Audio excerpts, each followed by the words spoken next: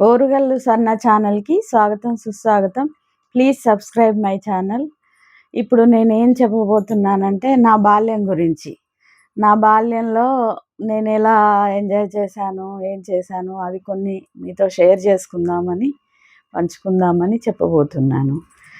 మా అమ్మమ్మ వాళ్ళ ఊరు వేములపల్లి. వేములపల్లి అంటే మొగుళ్ళపల్లి మండలంలోనే వస్తుంది. వరంగల్ జిల్లాకే వస్తుందది. మా అమ్మమ్మ పేరు, మా తాతయ్య పేరు గుగ్గిళ్ళ రాజయ్య.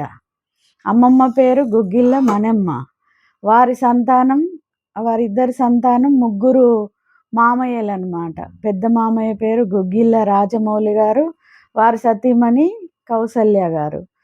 రెండో మామయ్య గుగ్గిళ్ళ చంద్రసేనం గారు, వారి సతీమణి వెంకట వీరలక్ష్మి గారు. చిన్న మామయ్య పేరు గుగ్గిళ్ళ సత్యనారాయణ గారు, వారి సతీమణి లక్ష్మీకాంత గారు. ముగ్గురు మామయ్యలకి తోడబుట్టిందే మా అమ్మ తంగళ్ళపల్లి సత్యనారాయణ మా బాపు. మా అమ్మ పేరు తంగళ్ళపల్లి సౌందర్య. వాళ్ళకి తోడబుట్టిన చెల్లెలన్నమాట. ఇంకా చెల్లెల్ని వాళ్ళు చాలా అపురూపంగా చూసుకునేవారు. ముగ్గురు అన్నయ్యలు. అలా నాన్న చిన్నప్పుడే పోతే ఇంకా చెల్లెల్ని చాలా ప్రాణంగా చూసుకునేవారు అనమాట ముగ్గురు అన్నయ్యలు. ఇంకా వాళ్ళ ఇళ్ళకి చిన్నప్పుడు ఇంకా నేను వేములపల్లి వెళ్తే మళ్ళీ మా ఇంటికి రావాలంటే నాకు ఏడుపు వచ్చేదన్నమాట. అస్సలు రావాలని అనిపించేది కాదు. ఎక్కువ నా బాల్యంలో వేములపల్లిలోనే గడిపాను. ఎందుకంటే ముగ్గురు మామయ్యల పిల్లలందరూ దీపావళి వచ్చిందంటే అక్కడ అందరం సరదాగా మేము గ్యాదర్ అయ్యి ఆ బాంబులన్నీ పేల్చేసుకొని ఒక కుక్క తోకకి దారం కట్టేసేసి అవన్నీ చిన్న చిన్న టపాకాయలు ఉంటాయి కదా, చిన్న టపాకాయలు, వాటికి దారం కట్టి దూరంగా వెలిగిస్తే అవి పరుగు పెడుతుంటే సరదాగా మాకప్పుడు తెలీదు అది తప్పని చెప్పేసేసి అలాగా చిన్నప్పుడు అవి వస్తుంటే కూడా దారం కట్టినట్టు కాదు కానీ దూరంగా వేసేవాళ్ళం అన్నమాట. అవి భయపడి పారిపోయేవి. మామూలుగానే కుక్కలు బెదురుతాయి అంటారు, అలా వేసేది. మా బావ అయితే ఒక ఆయన చింత చెట్టుకి కాకరవత్తులు వంచేసి వేసేసి మొత్తం ఆ చెట్టు నిండా కాకరవత్తులు వేసేదన్నమాట దీపావళికి. చింత చెట్టుకి ఆ పూలు రావడం ఏంటని అందరూ విచిత్రంగా చూసేవాళ్ళు. అట్లా సరదాగా గడిచేదన్నమాట ఆ వేములపల్లిలో మా అత్తమ్మ చేతి వంటల్లో ముఖ్యమైనది ఒకటి టీ. ఆమె ఇట్లా గేదె పాలు ఆమె స్వయంగా పితికేది. ఒక్కొక్కసారి మామూలుగా పాలేర్లు వాళ్ళు పితికేవాళ్ళు. ఆమె పిండిన పాలతో ఇత్తడి గిన్నెలో అలాగే పాలు తీసుకొచ్చి పోసి ఒక్క గ్లాసు నీళ్ళు పోసేదన్నమాట. ఆ చిక్కటి పాలల్లో జెమినీ టీ పౌడర్ వేసి టీ చేసేది. ఒక్క కప్పు తాగితే అమృతంలాగా ఉండేదన్నమాట. ఇంకా మేమందరం పిల్లలము ఒక 2 డజన్ల ప్లేట్లు ఉండేవి. లైన్‌గా కూర్చోబెట్టి మా అందరికి భోజనాలు పెట్టడము. ఇంక మేమందరం సరదాగా కబుర్లు చెప్పుకోవడము, ఆడుకోవడము, ఇంకా అలా సరదాగా ఉండేదన్నమాట. ఇంకా మామయ్య ఇంటికెళ్ళాము అంటే మళ్ళీ మా ఇంటికి రావడానికి చాలా ఏడ్చేది. ఎడ్ల బండ్ల మీద పొలాలకి వెళ్తూ ఒక బావిలో పెద్ద నాగుపాము. ఆ నాగుపాము అందులో వాళ్ళ మిరప చేనేశారు మా మామ పొలంలో. ఆ పొలంలో ఆ బావిలో అది పడిపోయి ఆల్మోస్ట్ ఒక 6 మంత్స్ వరకు ఉందన్నమాట. దాన్ని ఊరికే ఒక రాయేసి అలా బుస్ బుస్ మనిపించేది. ఆ పాముని చూసి మేము సరదా పడేది. చిన్నతనం కదా, మనకు తెలీదు. అది కరిస్తే ఏమవుతదో మనకు తెలీదు ఆ ఏజ్‌లో. అలా సరదాగా ఆడుకునేది. వాళ్ళేంటంటే ఒక 4 రకాల నీళ్ళు వాళ్ళు డైలీ.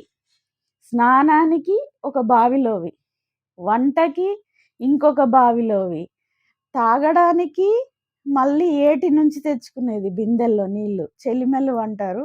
ఆ వాగంటారు, ఏరంటారు. ఆ వాగు నుంచి చెలిమెల నుంచి ఆ నీళ్లు తీసుకొచ్చుకొని తాగితే ఇప్పటి ఫిల్టర్‌లలో ఎన్ని మిషన్లు మార్చినా ఆ స్వీట్‌నెస్ రాదు. అలా తాగేది. అలా సరదాగా అట్లా గడిచేదన్నమాట. ఇంక మేము వెళ్ళిందంటే ఆల్మోస్ట్ ఒక 15, 20 రోజులు, నెల రోజులు అలా ఉండేది. అక్కడి నుంచి రావాలంటే ఏడుపు వచ్చేదన్నమాట. అందరు పిల్లలు ఉండేది సరదాగా. మేమందరం ఎంజాయ్ చేసేదన్నమాట. ఇంకా మామయ్య గుగ్గిళ్ళ చంద్రసేనం గారు, ఆరి సతీమణి వెంకటలక్ష్మి గారు మా అందరిని ఆల్మోస్ట్ అలా ఒక వాళ్ళ పిల్లల్లాగానే ఆ నలుగురు కూతుర్లు ఆయనకి, ఆ మామయ్యకి. ముగ్గురు కొడుకులు. పెద్ద మామయ్యకి ఇద్దరు కొడుకులు, ముగ్గురు కూతుర్లు. చిన్న మామయ్యకి ఇద్దరు కొడుకులు, ఒక కూతురనమాట. దీపావళొస్తే మేమందరం కజిన్స్ ఒక దగ్గర చాలా సరదాగా ఎంజాయ్ చేసేది. ఇంకా రెండో మామయ్య ఏంటంటే ఎక్కువ నేను చిన్నప్పుడు వాళ్ళ ఇంటికి ఎక్కువ వెళ్ళేది నేను. అక్కడే ఉండేది. వాళ్ళ ఇంటి దగ్గరే నా శారీ ఫంక్షన్ కూడా మామయ్య చాలా గ్రాండ్‌గా చేశారనమాట ఆ రోజుల్లో. ఇంకా పెళ్ళి కూడా దగ్గరుండి ముగ్గురు మామయ్యలొచ్చారు. ఈ మామయ్య కూడా దగ్గరుండి అన్నీ చేశాడనమాట.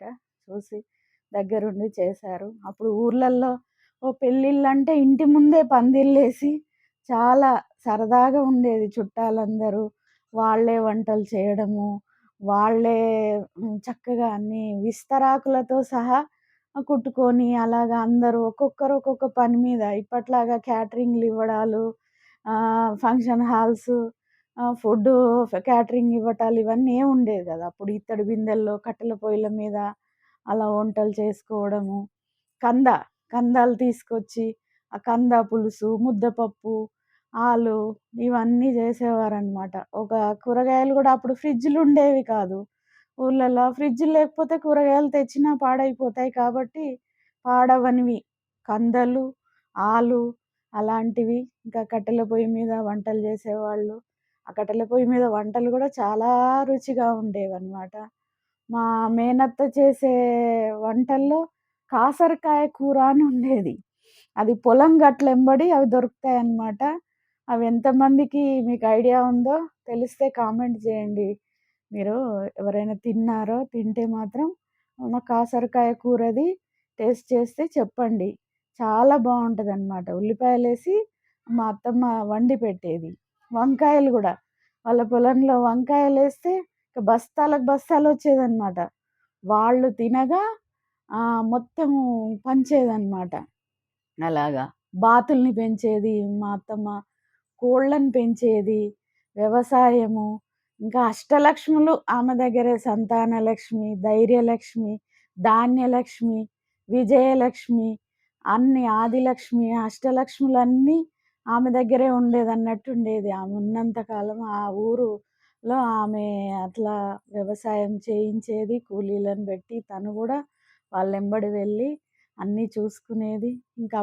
ఇప్పుడు మామయ్యల పిల్లలు గూడా బావలు గూడా అలాగే వాళ్ళలాగే మామయ్యల్లాగానే చూసుకుంటారనమాట. మా అమ్మనైనా గూడా మామయ్య లేని చిన్న మామయ్య లేరు, పెద్ద మామయ్య లేరు.